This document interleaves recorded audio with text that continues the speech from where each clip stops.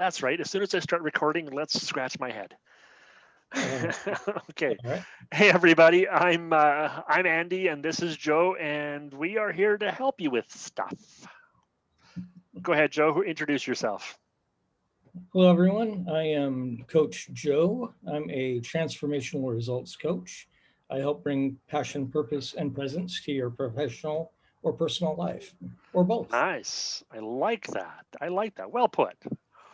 Hi everybody, I'm Coach Andy and I help dudes who have control issues. Either they don't have control of their own lives or they're trying to control somebody else and they'd like to stop. Um, that's us. Why don't you tell us what we're going to talk about today, Joe? All right. So today we're going to talk about, and I believe this is a question sent in by one of your people, Yeah. is what was it now? No, I'm drawing a blank. Oh, why does she only see my bad qualities? I believe was the subject. Yeah. Yeah. A lot of the guys that come to me who are in relationship, now not all guys who are come to me are in relationship, but the ones who are often have the complaint that she doesn't see the good qualities that I bring, or the positives in our relationship, or the good things that we do as a family or that we have as a couple. She only sees the bad things. Why? And I'll ask, why doesn't she ever see the good stuff? Or why does she only see the bad stuff? Yeah, and I think a lot of us on the male side of that feel that a lot, right? Yeah. And I mean, our brains are hardwired for survival or fear or whatever. Yeah. So we try to avoid fear, we try to avoid pain and move toward pleasure. So I think the reason is because they're focusing on that, Mhm. right? Well, Yeah. if this doesn't happen, I might get hurt, or someone else might get hurt, or this or that or the other. So it all comes down in my brain to avoiding getting hurt somehow. Yeah. Yeah. Yeah. And you and I have studied this as coaches that our brains are hardwired to search for danger. Mhm. That is honestly the reason that animals have brains, that people have brains. What our brains do is they help us assess danger. What differentiates plants from animals is that animals can sense and avoid dangers. Um, Plants can do that, but um, it's a lot more cellular rather than a thought process. We're not assessing danger. Plants don't assess danger in the same way that animals do, and especially animals don't assess danger in the same way that humans do. And we're taught that, like, that's what our brains are designed for, is to assess danger.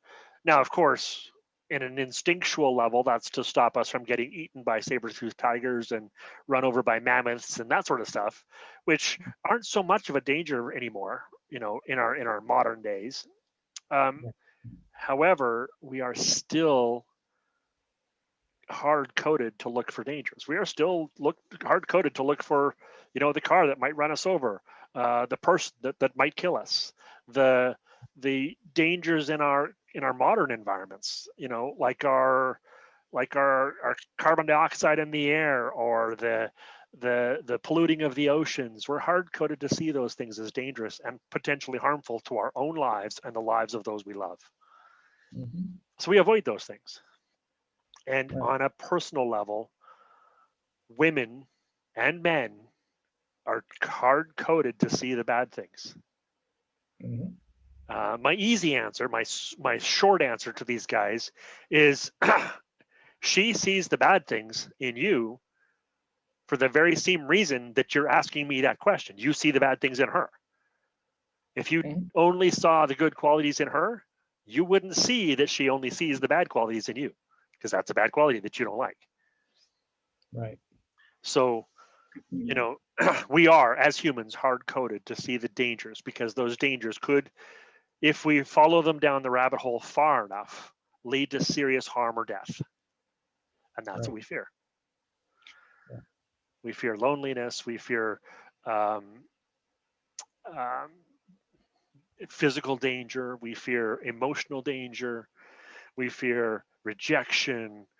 We fear all the things that leave us apart from everybody else and leave us stranded in the cold with no hope. Those are the things that we fear as humans. Right. Animals don't have that level of reasoning, so they don't fear to that level. Right. So I think the question comes from that. Well, how do you overcome that? How do you deal with that? And it's got to be a conversation that you have to have at some point, because otherwise, like you said, it just leads to disaster of the relationship or whatever. So, okay, you're afraid of, I don't know, doing the dishes because you're allergic to dish soap, right? I might Okay, be. yeah, right. It could happen. And so, okay, I understand that. Let me do the dishes. And it could be something that simple. But there could be irritation built around that too, where you're like, okay, well, I'm only never doing the dishes. This sucks, right? Right. And so you got to kind of figure out, well, okay, can we get a dishwasher? What are the alternatives? So you got to start thinking rather than feeding the irritation. Yeah. Right. What Yeah. can make us better? What can we do? Yeah. I agree. And so that's down to our team. Yeah, and I agree, and I'm going to add one addendum to what you said. It isn't going to be a conversation. It's going to be many conversations over the lifetime of your relationship. It isn't ever going to be end. There's always going to be things that you find in each other that you'd like to improve. Your brains are hard coded to see the dangers, and if the thing that you fear losing the most is your partner, then you're going to see the most danger in your partner. You're going to see, because the thing that we fear the most is A, not procreating and creating a future for our generations, and B, being alone in case dangerous things happen and we have nobody to support us. So the thing that's going to make those two things happen is losing our significant other, our partner. So our brains are hard coded to look for the things that might stop those things from happening, might break the connection between myself and my partner. And often, because our brains are advanced and they see dangers in ways that maybe animals don't, our brains will analyze problems and create problems where there potentially might be, but probably aren't yet problems.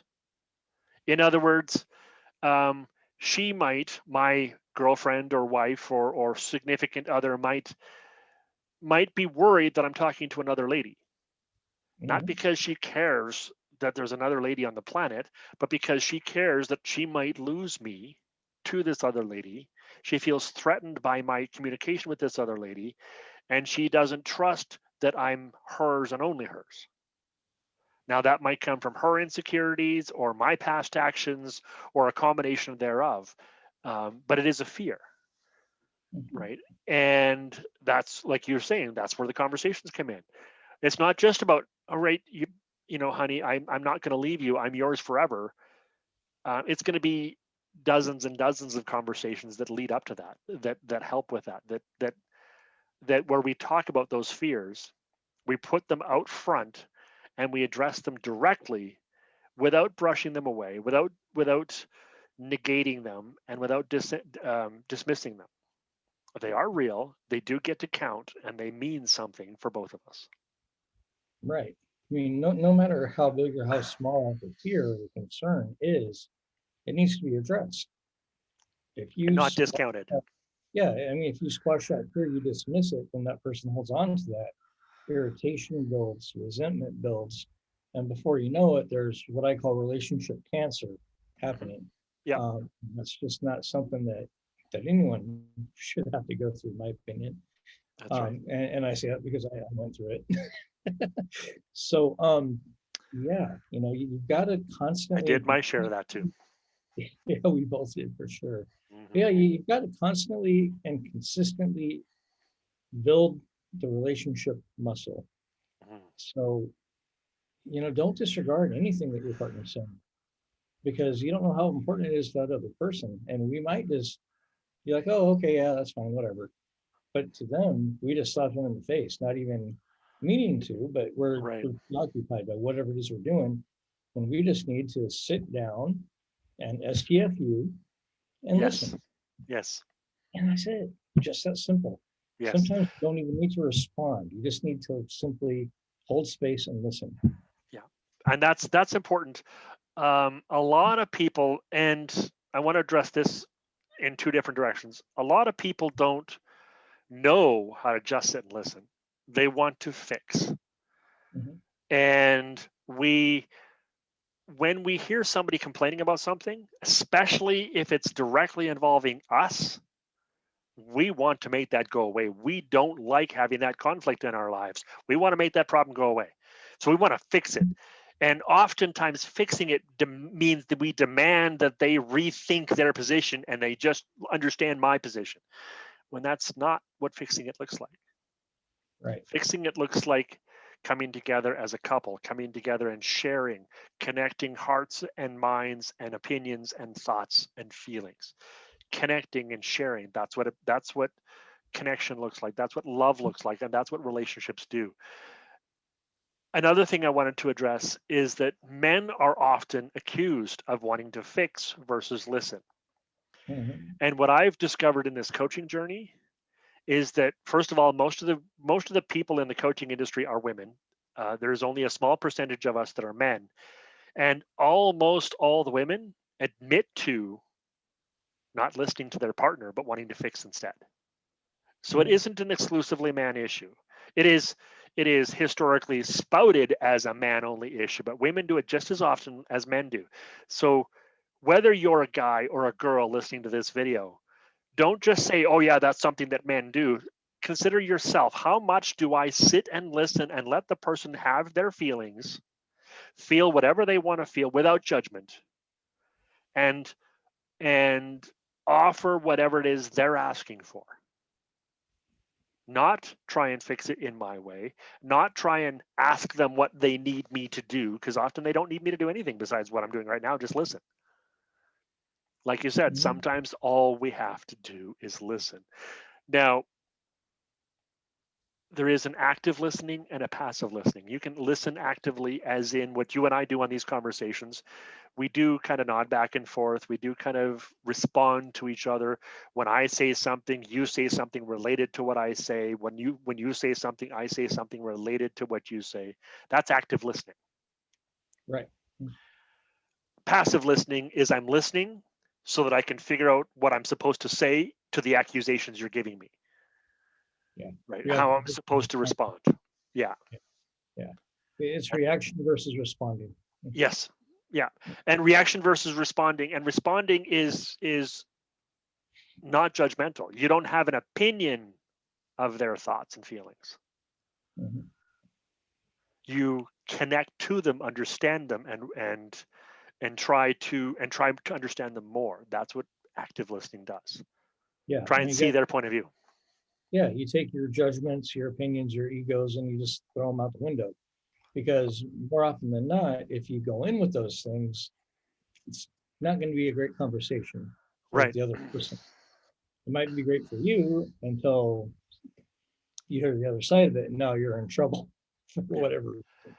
It might feel good to bring those into the conversations because it's those judgments and egos and opinions that are looking to be validated, looking to be verified. They're not looking to connect to the other person. They're looking for the other person to drop their ego and judgments and opinions and accept yours. They're looking for you to be right. And if you bring in the need to be right to a conversation, you're suddenly making the two of you on opposite sides of the battle. Whereas Right. if you drop those and leave them at the door, there's no battle. If Mhm. you throw them out the window, like you said, if you throw your judgments and your opinions out the window, then you don't have any idea of what they're supposed to think, what they're supposed to feel. You're simply trying to figure out what they are feeling and what they are thinking. Whether it's right or wrong, you don't have a thought on that. It doesn't matter if they're right or wrong. Right, exactly. And I think a lot of people focus on that, and maybe they don't even do it intentionally. No. It's just learned behavior, or it's just Yeah. what they know, and they've never thought about it. Oh well, maybe I need to get out of here and get into here, and just be present instead of, well, okay, I'm mad, I'm gonna defend my honor, or whatever it is you're telling yourself. Yeah. Yeah. There's no need for it because a person that you're in a relationship with shouldn't feel like a punching bag, and neither should you. And I mean a verbal punching bag. Right. And sometimes it is literal. Like there are some people who do actually hit each other, and we're not Absolutely. looking for that. No, not at all. None of that is okay. None of that is okay. None of that is Not okay. verbal, not physical, not that's not what we're looking for. Why do you get in a relationship with someone so that you can hit them? Right. Why would you do that? In my opinion, it's because you're hitting them, but you're really hitting yourself. Or you feel hit by them, Mhm. and that's because of your opinions and judgments. You've judged that they hit you, that you've judged that they've attacked you with their words. You've judged that they've judged you. And maybe Right. they have and maybe they haven't. And whether they have or they haven't isn't the point. If you bring judgment, now you're judging them. Right. Exactly. And it could be something that they learned growing up. Well, if you do this, I'm going to do this. Or if you don't do this, I'm going to do this. It could be And something you learned growing up. yeah, exactly. I mean, Yeah. you never know. But the point we're getting at is there's a better way. Yes. And, it's just simply actually loving a person. Yep. Right. Being there for them. Mm-hmm. Showing them the same consideration that you want. Exactly. And I like how you put that. The same consideration that you want, because how we usually put it in our world is treat them how I treat myself, and I treat myself badly. So I'm going to treat them badly too. It's not about treating them the way I treat myself. It's about treating them how you want to be treated. Right. In other words, and not directly either. I don't mean if I want her to make supper for me, I got to make supper for her. I mean, I got to respect her in the way I want her to respect me. I get to love her in the way that I want her to love me. I get to honor her in the way that I want her to honor me. And I do that without judgment. There is no right or wrong. There is no good feeling or bad feeling. There is no positive or negative. It is simply, this is what I feel. This is what my reality looks like. And my reality might change. And I promise you, your reality will change when you leave your judgments and opinions at the door. Yeah. Your reality, your relationship will change. Everything will change. Yeah. So, stop focusing on who's right and who's wrong and focus on a common goal that you're both in agreement with. Yes. And if you can't find one of those, create one. Yeah, exactly. And find a way to make it fun instead of stressful. Yeah, exactly. Find fun ways, if you're having an argument about something, maybe put 3 or 4 things in a baseball cap and pull one out and go with it. Yeah. Flip a Yeah. coin. Right. Something fun. And it's not always one person's way to make it fun. I know a lot of guys who, when they get into an argument, they'll make a joke and she's never laughing. Mm-hmm. But if she makes a joke, he also doesn't laugh. Right. Right. And that's not making it fun. It's not making it fun if one person's having fun at the expense of the other. It's making it fun when you can both relate and understand. Right. Right. Yeah, because if I'm making a joke and the other person's upset, I might think it's funny. They are going to feel belittled or unappreciated or whatever it is. They're not Or going to be on that dismissed funny. or many other things. Exactly. They're just not in that same space. And so now you violated their feelings. Yeah. You've made things worse because you judge how it's supposed to happen. Not right now, in a few minutes. Sorry. Right. Yeah, no, that's fine.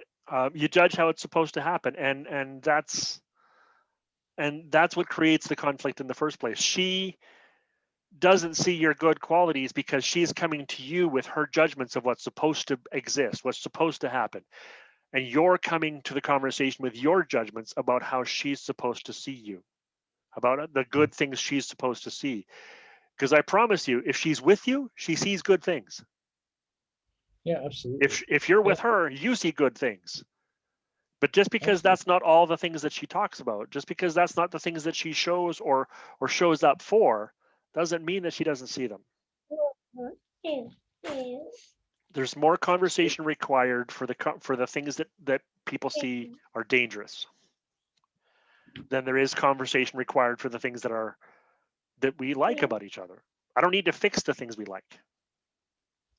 Right. And that's another whole thing that I think people go into relationships and they think, okay, well, I like 70% of this person, I can fix the other 30. Or I like 60%, I can fix the other 40. Yeah. Don't enter a relationship with the intention of fixing someone. It's not your job to fix them. If you don't love them for who they are, then maybe that's a relationship that needs to be reconsidered. Yeah. Because people can only fix themselves when they want to, if they want to. If they want to, and often people never do. Right. If you can't love them for the rest of your life for who they are, don't get into a lifelong relationship. Now, there's nothing wrong with short-term relationships if that's what you're looking for. Just make sure that it's clear when you start that that's what you're looking for. Right. Absolutely. Right. I think we'd see a lot less divorce and other things if that happened. But maybe I'm wrong. I don't know. No, I agree with you. I agree with you. There would be a lot less marital concerns, marital strife, strife between relationships, strife between whether it's married or not. There would be less strife at all if we didn't have these expectations of what the other person was supposed to do or become or think, and that includes what they think of you. If she's only seeing your bad qualities, then you have an expectation that she sees the good ones. Yeah. And you can address that expectation. Right. Right. Yeah, I absolutely agree. I have a couple of guys who say, but I don't expect anything of her. I'm like, yeah, you do. You expect her to see your good qualities. That's something expecting of her. You expect her to be faithful. You expect her to show up. There's right. a lot of expectations that guys have about their women. I think that they don't admit to. Yeah, they don't admit to, or they just don't really think about it. It's just not present. Correct. You know, it's just kind of like, okay, well, this is how everything's going to be. And then when they get hit with something out of nowhere, they're surprised. Yeah, and that's often the case. Where that come from? Yeah. Well, the signs were there the whole time, but you didn't have your glasses on. Right. And so that circles around to the conversation that this is where support comes in. One of the conversations you and I had recently in a class we just had is a support network. Mm-hmm. And that's where things like accountability partners and a life coach or a mentor or like just other people that can teach you things or guide you to the results you're looking for. Oftentimes our friends and relatives that we actually go to, oftentimes the people we share our lives with, they don't really understand a different perspective than we have. They are the reason we have the perspective we have is because we learned them from our friends and family. So oftentimes going to somebody who's trained to switch perspectives, somebody who's taught how to change a perspective on something is the answer to helping you figure out what's going on in your relationships. Sometimes what we need to do is seek the help of somebody who's trained to do that. And that's something that you and I are trained to do, is trained to help each other with those kinds of things. We're trained as coaches to help people switch their perspective on stuff. Absolutely. That's what we're here for. So reach out to us. If you need support, we're here.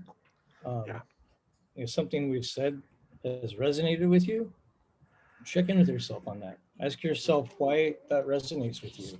Mm-hmm. Ask yourself. I try to keep my daughter off screen here. She's not wearing any shirts, so yes. But yeah, this is the life of modern YouTube videos, isn't it? Absolutely. But, yeah, check in with yourself if something has resonated that we've talked about here on this video, because it's important. It's not about judgment or we're right and you're wrong or anything like that, but it's simply about how can we all improve? How can we all be better? And so you often need a support team. I think if more men had a support team, they'd feel a whole lot better about themselves and their lives every day. I completely agree. I know I would have, but me, with the whole masculine thing, I wouldn't reach out for support. I could do it on my own. I was too prideful. I was too embarrassed. I was too whatever. And what happened when you did reach out? What happened when you did get a support all of a sudden? Everything changed. Everything changed. So it's well worth it, guys. It's magic what happens when you get the support you're looking for. Yeah.